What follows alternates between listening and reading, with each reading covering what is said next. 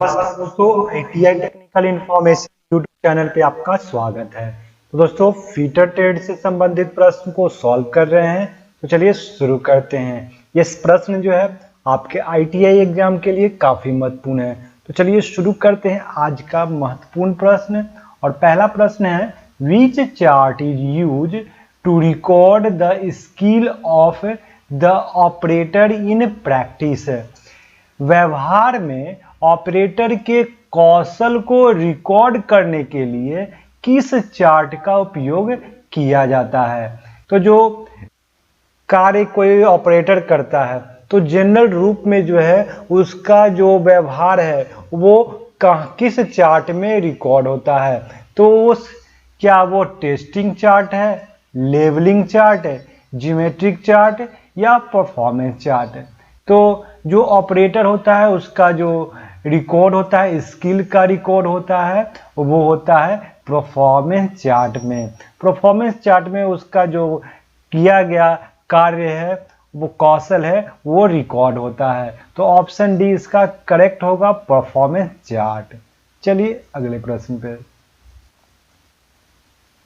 अगला प्रश्न है, which bearing with stand load is parallel to its axis.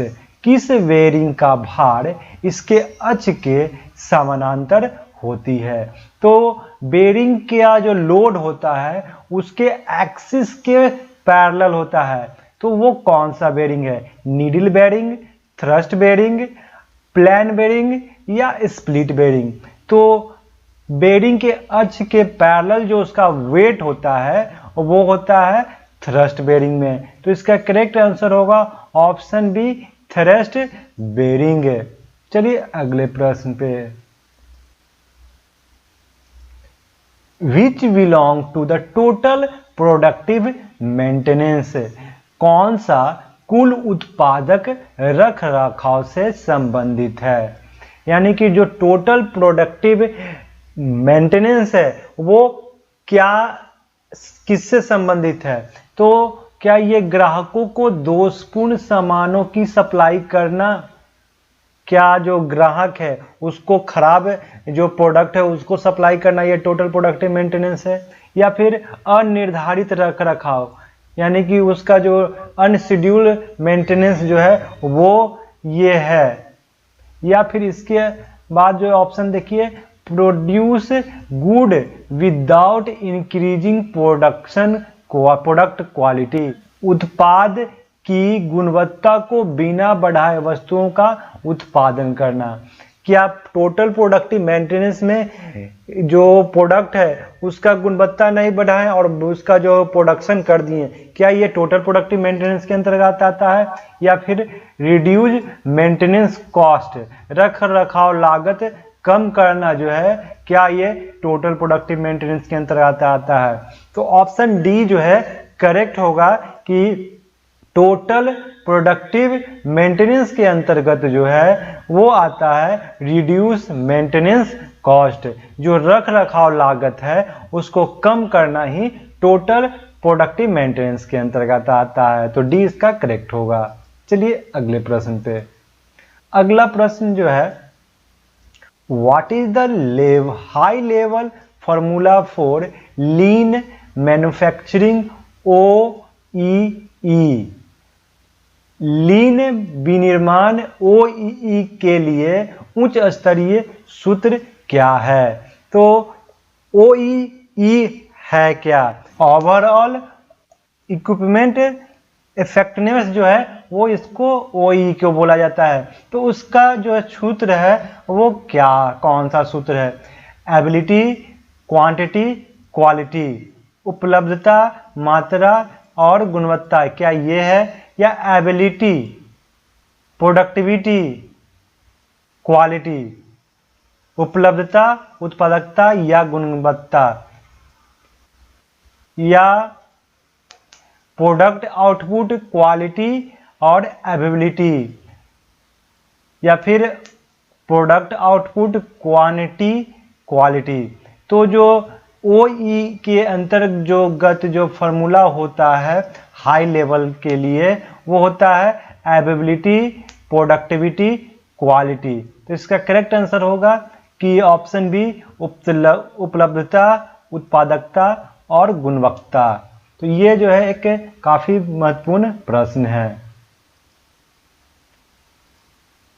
अगला प्रश्न है, identify the method of assembly technique. जो असेंबली टेक्निक की विधि है उसको पहचानिए।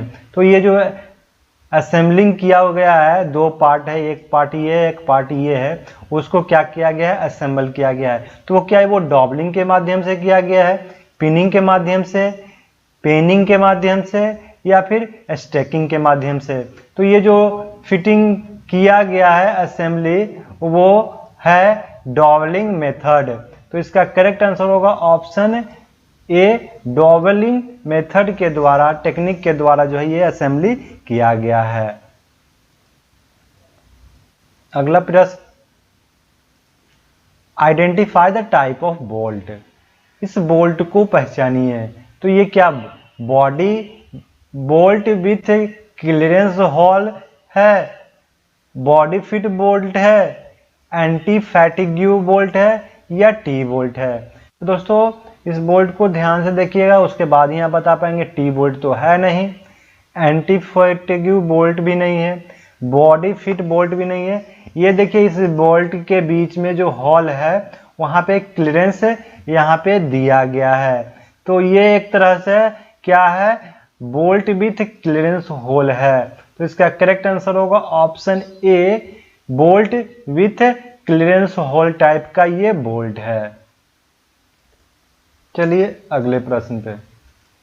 अगला प्रश्न है, name the type of part shown in the assembly technique. है ये जो असेंबली टेक्निक में ये जो बोल्ट लगाया गया है या फिर पिन लगाया गया है वो कौन सा पिन है, कि ये टेपर पिन है, स्प्लिट पिन है, क्वार्टर पिन है, या स्प्रिंग पिन है। तो इसमें जो लगाया गया पिन है वो क्वार्टर पिन है। तो इसका करेक्ट आंसर है ऑप्शन सी, क्वार्टर पिन जो है इस असेंबली टेक्निक में इस्तेमाल किया गया है।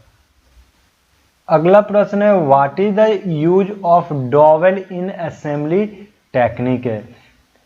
असेंबली तकनीक में डॉवेल का उपयोग क्या है। तो डॉवेल का उपयोग क्या है जो इसके इस्तेमाल किया जाता है असेंबली में। तो क्या दो या दो से अधिक भागों की सटीक स्थिति पोजीशन करने के लिए, या सिक्योरिंग कंपोनेंट टुगेदर, एक साथ घटकों को सुरक्षित करने के लिए, या फिर eliminating the need of drilling की आवश्यकता को समाप्त करने के लिए, या फिर increasing the efficiency of feet, क्या फीट की इफिशियंसी को बढ़ाने के लिए। तो जो है डॉवेल का इस्तेमाल किया जाता है असेंबली में, वहां पे दो पार्टों को दो या दो से अधिक भागों की सटीक स्थिति करने के लिए, एक्यूरेट पोजिशनिंग ऑफ टू और मोर पार्ट्स को करने के लिए टेक्निक जो है वो डॉवेल टेक्निक यूज किया जाता है असेंबली में। तो इसका करेक्ट आंसर होगा ऑप्शन ए। चलिए अगले प्रश्न पे। Which maintenance record mention the date of commissioning of machine? Question काफी महत्वपूर्ण है। किस रख रखाव रिकॉर्ड में मशीन के चालू होने की तारीख का उल्लेख होता है। तो दोस्तों प्रश्न कहा जा रहा है कि जो कोई मशीन है वो स्टार्ट किया गया यानी चालू किया गया, तो उसका जो तारीख का उल्लेख होता है वो किस लिस्ट में होता है या फिर किस मैनुअल में होता है। तो इंस्पेक्शन चेक लिस्ट यानी कि निरीक्षण जांच सूची में, इक्विपमेंट रिकॉर्ड उपकरण रिकॉर्ड में, या प्रोडक्ट मैनुअल में उत्पादन की नियमावली, या सर्विस मैनुअल में। तो जो मशीन चालू होने का जो रिकॉर्ड होता है उसको रखा जाता है इक्विपमेंट रिकॉर्ड यानी कि उपकरण रिकॉर्ड में इसको रखा जाता है कि कोई मशीन कब चालू हुआ, तो ये इक्विपमेंट रिकॉर्ड में रखा जाता है। तो बी इसका करेक्ट आंसर होगा। चलिए अगले प्रश्न पे। अगला प्रश्न है, what is the name of activity carried out to prevent breakdown of machinery in basic.